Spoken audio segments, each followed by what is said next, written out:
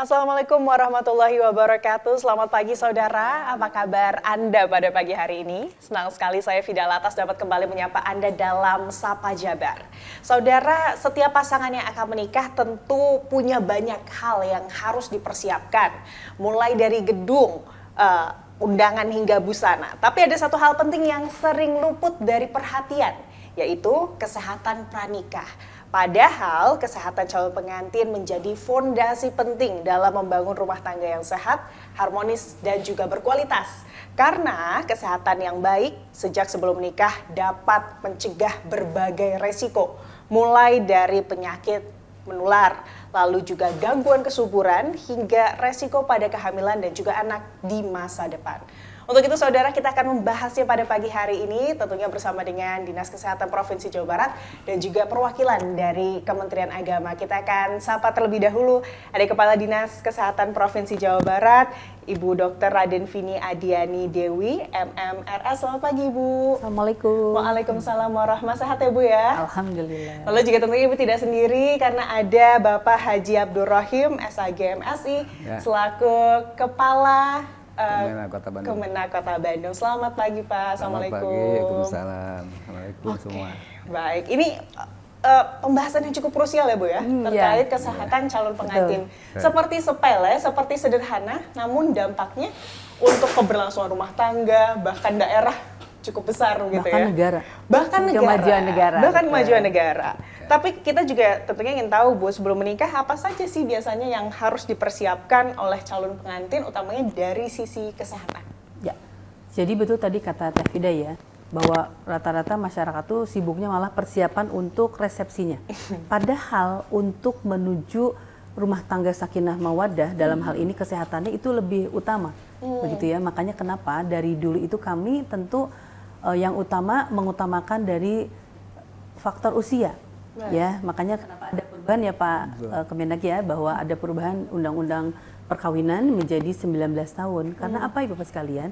Yang pertama tentu dalam masalah rumah tangga yang harus disiapkan itu adalah kemampuan orang tersebut dalam hal ini mempersiapkan rumah tangganya. Artinya apa? Jiwanya harus sudah dipersiapkan, mentalnya harus dipersiapkan. Yang kedua adalah tentu menyangkut kepada kesehatan, baik itu calon pengantin pria maupun calon pengantin wanita. Karena apa? Contoh saja, kasus stunting di Jawa Barat itu terbanyak karena apa awalnya? Karena ibu hamil itu mengalami anemia dan kekurangan energi kronik. Ya, sehingga ilmu tentang kesehatan itu ada di calon pengantin wanita.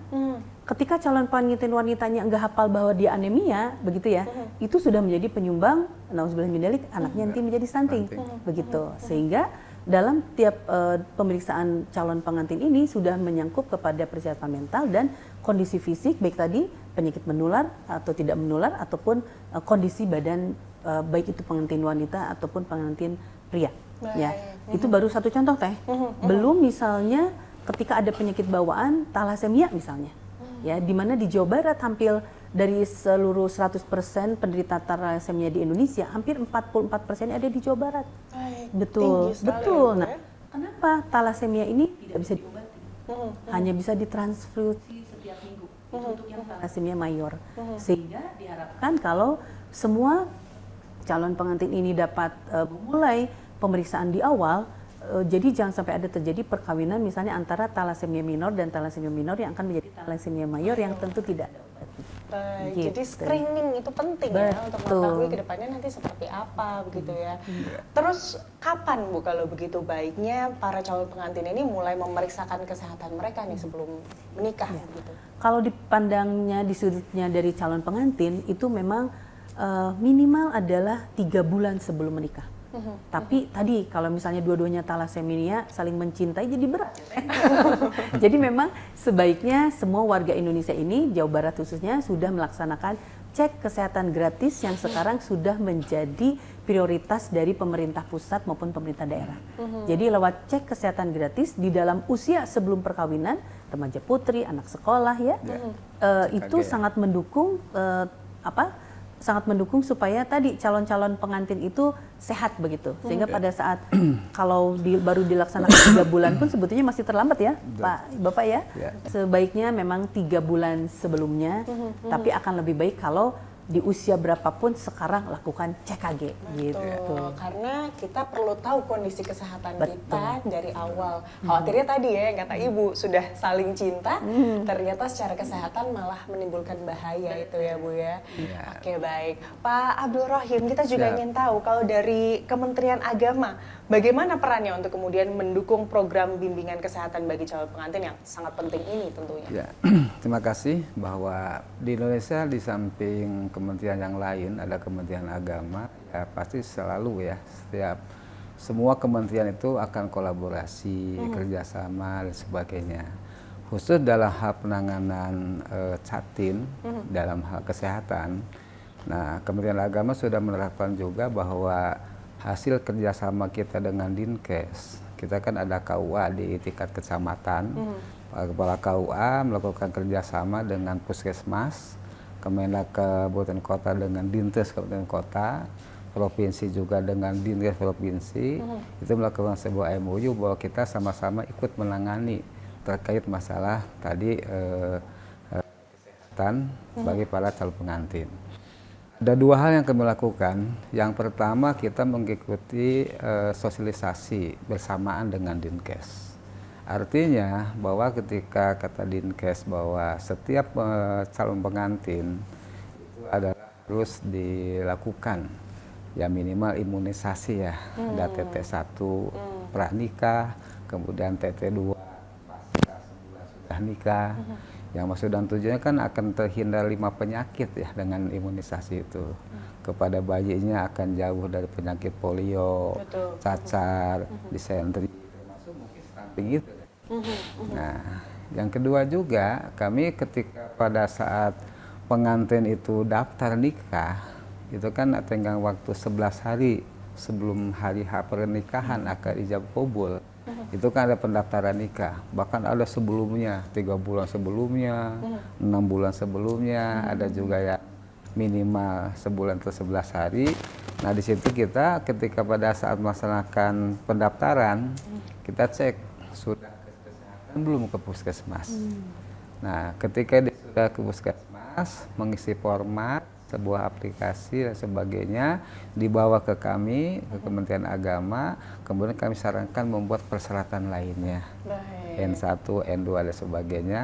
Ketika sudah lengkap baru kita menerima pendaftaran dan termasuk diberikan sebuah bimbingan perkawinan, baik bagaimana keluarga sakinah mawaddah rahmah, termasuk juga bagaimana tentang dampak daripada kesehatan sebelum nikah, yaitu dampak pada kehamilan supaya anak tidak stunting, ibunya kuat sebagainya. Jadi kita tetap kolaborasi kerjasama dengan dinas kesehatan seperti itu. Artinya ada sistem integrasi ya Pak antara Betul. KUA dengan puskesmas gitu, Sama-sama. untuk memastikan. Dan tadi syarat Betul. untuk selanjutnya ke tahap selanjutnya sebelum nanti ijab kabul begitu ya, Ya. harus ada tes kesehatan itu Betul, wajib ya. minimal kata Bu Dokter tadi Dinkes 3 bulan, kalau kami memandangnya 1 bulan itu kan sudah masuk pendaftaran. 11 hari kami melakukan pemeriksaan dilengkapi, nah salah satunya lengkap hasil Dinkes.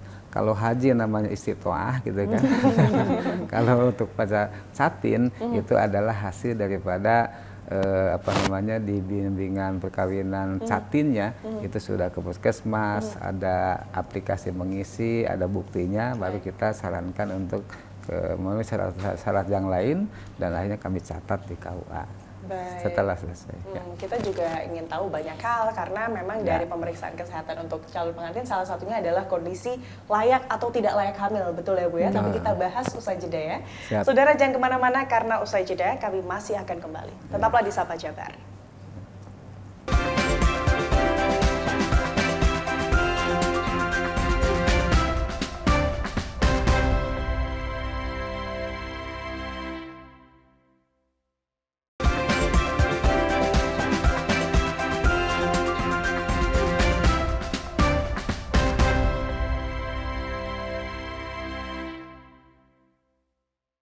Saudara, terima kasih Anda masih bersama kami di Sapa Jabar. Bagi Anda yang baru bergabung, kami masih membahas terkait pentingnya pengecekan kesehatan bagi calon pengantin untuk pernikahan yang sehat dan juga berkualitas. Tentunya masih bersama dengan dua narasumber kami pada pagi hari ini. Ada Ibu Dr. Raden Vini Adiani Dewi MMRS, Kepala Dinas Kesehatan Provinsi Jawa Barat, dan juga ada Bapak Haji Abdul Rahim, SAG MSI dari Kemenak, tepatnya adalah Kepala Kantor Kementerian Agama Kota Bandung. Bapak, kita lanjutkan, Ibu, kita lanjutkan tadi sudah menjadi hal yang wajib artinya ya bagi calon pengantin di Indonesia, karena sudah ada regulasinya begitu ya, untuk memastikan melakukan screening kesehatan. Kalau di Puskesmas, Ibu, apa saja sih pelayanan kesehatan yang perlu dilakukan, akan diberikan untuk para calon pengantin? Ya, tentu yang pertama adalah memeriksa kondisi fisiknya, ya, dari mulai pemeriksaan fisik, tinggi badan, berat badan, ya, lalu lingkar lengan atas, ya, lalu pemeriksaan fisik yang lainnya, ya, yang berhubungan dengan persiapan untuk kondisi kesehatannya, tekanan darah, ya, nadi dan sebagainya. Lalu yang kedua adalah tentu pemeriksaan menyangkut kepada penyakit menular dan tidak menular.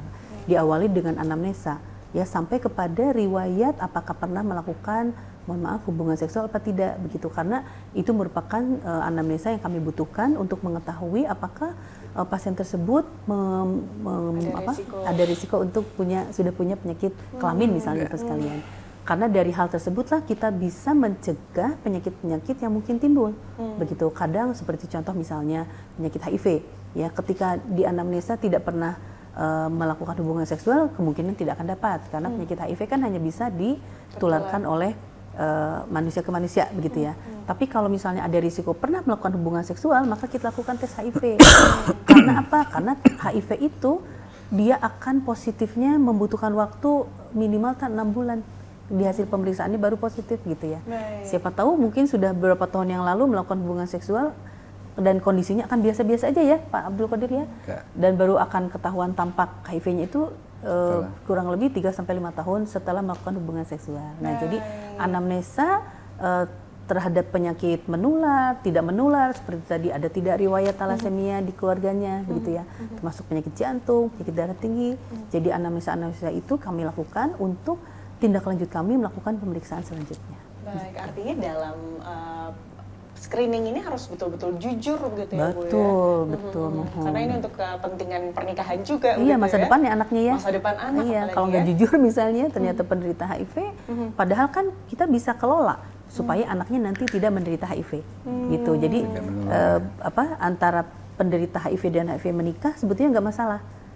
Karena ketika direncanakan proses kehamilannya, nanti insya Allah anak yang lahirnya itu tidak menderita HIV. Baik, ada tahapan proses yang bisa dilakukan untuk mereduce itu tadi ya, resiko-resiko kalau kita jujur dalam proses screening dan melakukan tes kesehatan. Lalu kalau sekarang ini kan Pak, yang menjadi cita-cita dari para calon pengantin tentunya adalah keluarga sakinah, begitu ya, salah satunya dari segi kesehatan pastinya.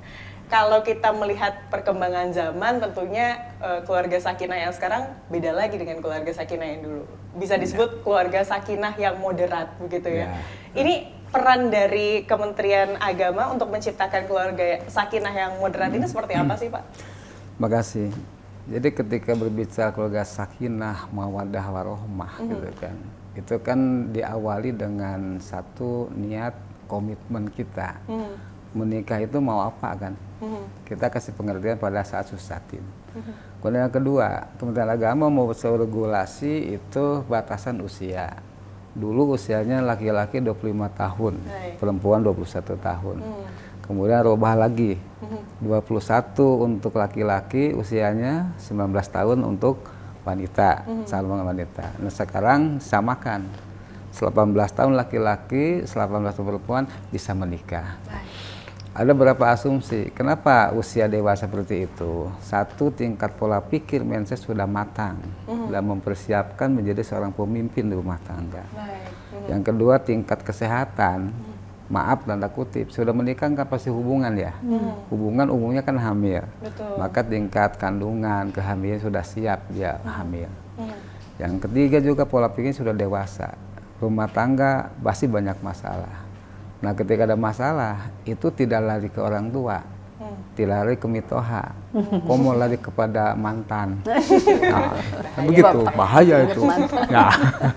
Nah, kata mantan, udah cerain aja, aku tunggu jandamu kan gitu.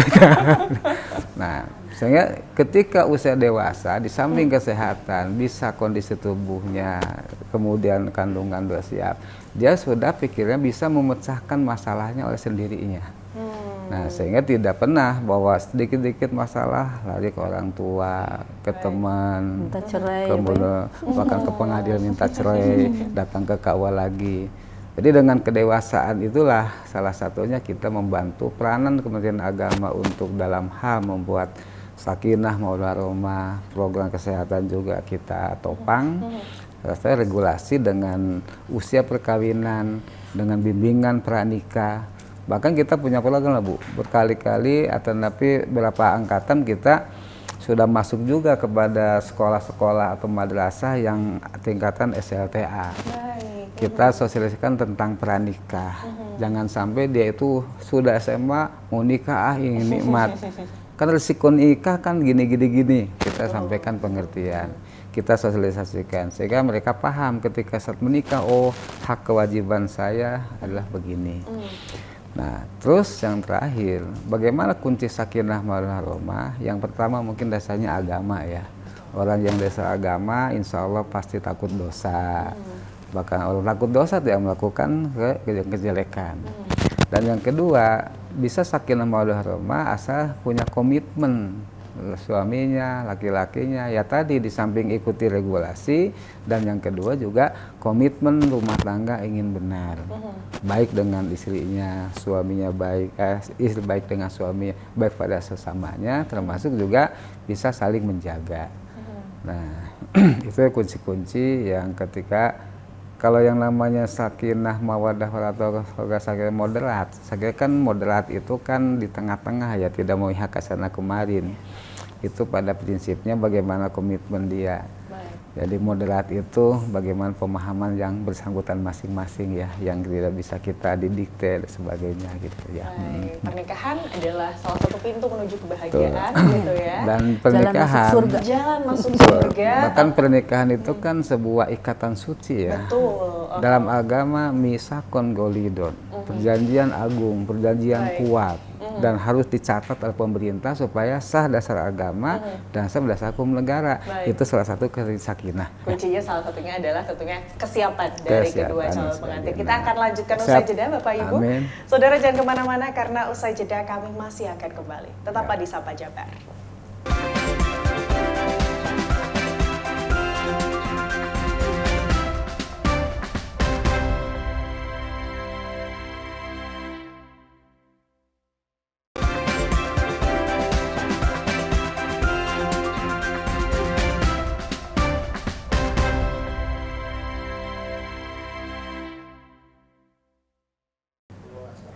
Saudara, terima kasih Anda masih bersama kami di Sapa Jabar. Bagi Anda yang baru bergabung, kami masih membahas terkait pentingnya pemeriksaan kesehatan sebelum menikah. Tentunya masih bersama dengan Kepala Dinas Kesehatan Provinsi Jawa Barat, ada Ibu Dr. Raden Vini Adiani Dewi, MMRS, dan juga Kepala Kemenak Bandung, ada Bapak Haji Abdul Rohim, SAG MSI.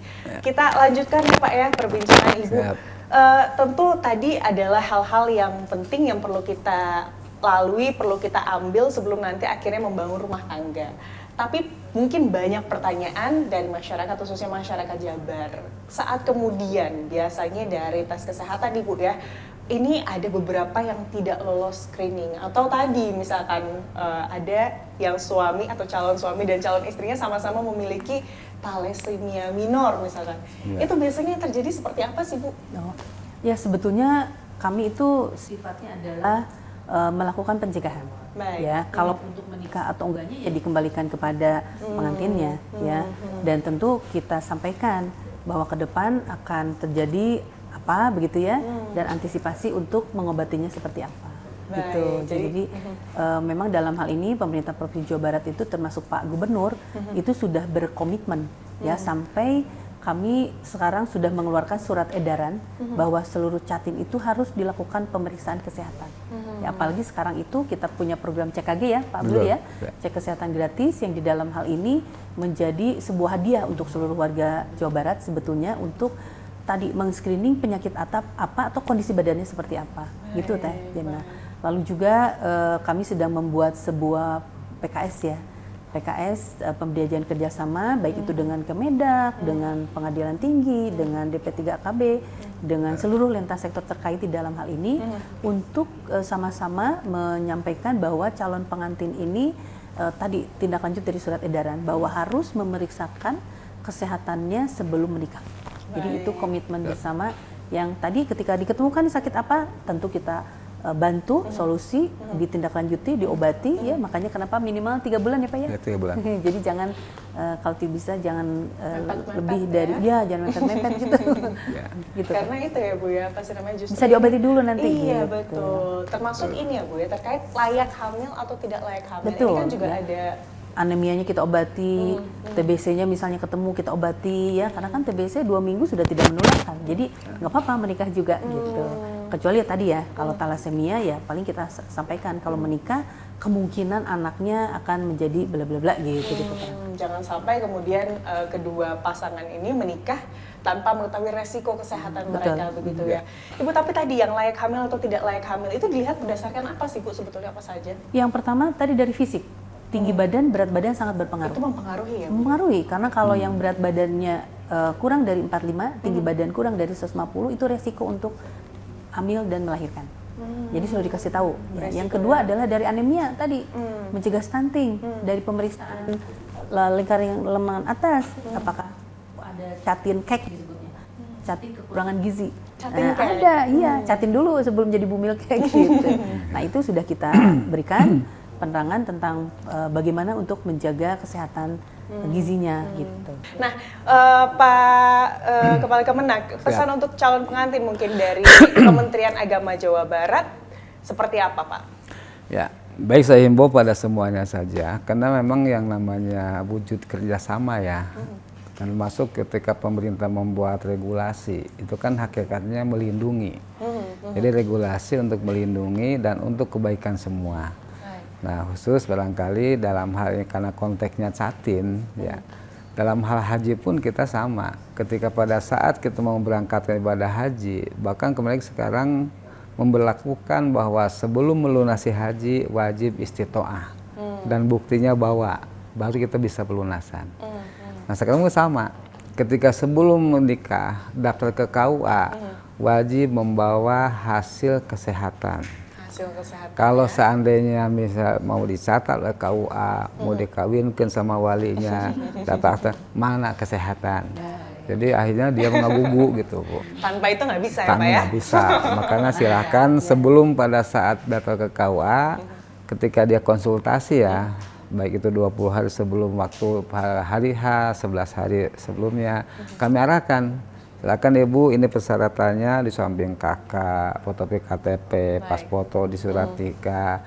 Ini terpenting sebelum membuat ENA, Ibu datang ke puskesmas. Cek kesehatan, langsung udah ada buktinya, Ibu udah aplikasi, datang keluar bikin ENA, sudah selesai semua, buka KUA. Tanpa ada kesehatan kami tolak. Itu pesan dari Pak Kepala Kemenak ya. Kalau tidak ada hasil tes kesehatan, tidak akan dinikahkan oleh Kemenak. Namun ditolaknya saat itu ketika seminggu selesai kami nikahkan, kami catat. Bisa diperbaiki kondisi, bisa dites kesehatannya, ada solusi ya Pak ya? Semuanya persyaratan itu kita tempuh karena semuanya untuk kebaikan semua. Dan kami mendukung ketika program kesehatan seperti itu ya tadi, ketika kantin harus TT1, TT2, kemudian juga harus diperiksa CKG. Bahkan ada usul nih Bu Kadis, ada mempelai Pak kalau bisa mau gratiskan katanya pengantin mah gitu. Jangan bayar waktu CKG-nya. Gitu. Kalau CKG gratis sebetulnya Pak Abdul Qadir ya? Kalau untuk TT1 bisa gratis nggak? Sebetulnya gratis Pak. Bisa. Cuman memang ada beberapa kota kabupaten yang sudah ada perdanya. Ya. Gitu. Jadi ada peraturan daerah yang sudah menginstruksikan mengalokasikan dana itu untuk supaya bayar gitu. Memang tidak begitu besar sih Pak ya, 36.000 atau berapa gitu ya, tergantung kebijakan kota kabupaten. Kadang-kadang suka 80.000. Oh gitu. Nah tapi insya Allah Pak nanti kita tindak lanjuti ke lapangan ya. Amin. Supaya kita kalau dari CKG gratis. Gitu ya. Nah kita catin pun akan kita sampaikan ini. Dan himbauan akhirnya kepada para calon pengantin di samping persyaratan untuk N1, N2, foto KTP, foto sebagainya, segera ikuti aturan kesehatan dan lengkapi persyaratan-persyaratan itu sebagaimana mestinya, dan termasuk juga adalah istitoah atau hasil kesehatan jadi persyaratan pernikahan. Baik, terima Supaya kasih sehat banyak, semuanya. Pak Abdul Rahim, Ibu, atas waktunya bersama kami Kompas TV. Amin. Semoga tadi ya keluarga yang sakinah, mawadah, warohmah, Amin. lahir dan batin. Amin. Tidak hanya Lahir batin tapi juga betul, lahir lahir ya batin. dengan kesehatan begitu ya. Ya. Untuk Jawa Barat nanti 2045 bisa menjadi generasi yang Emas. unggul dan juga generasi emas. Amin. Terima kasih sekali lagi Ibu Ya, Bapak sama-sama sekalian. ya. Sama-sama, Terima kasih, sama-sama Kompas. ya. Kami juga ucapkan terima kasih kepada Anda saudara karena telah bersama kami selama 30 menit ke belakang. Semoga informasi yang tadi dapat bermanfaat. Akhir kata, saya Fida Latas beserta kru yang bertugas mengucapkan terima kasih dan sampai jumpa. Ya.